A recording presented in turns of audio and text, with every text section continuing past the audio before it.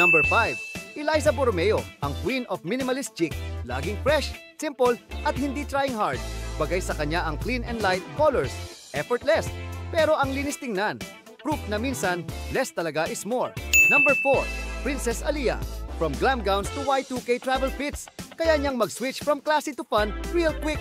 Bagay sa kanya ang bold prints, bright colors, parang living doll. Number 3. Ashley Sarmiento. Sweet, preppy, girl next door vibe. Bagay ang pastels and cute skirts, ang neat and charming. Kahit simple, chimuka, talagang polished and adorable always. Number 2. Caprice Cayetano. Chic retro vibe na may modern twist. Very Y2, rin with her bright pops of color. Sobrang stylish and cutesy.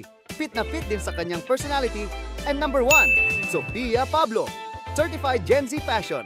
Crop top, oversized blazers, sneakers, denim, streetwear man yan or glam, plakado yan lahat kay Sophia. Ready lagi for a photoshoot. Sino sa kanila ang favorite fashion icon mo?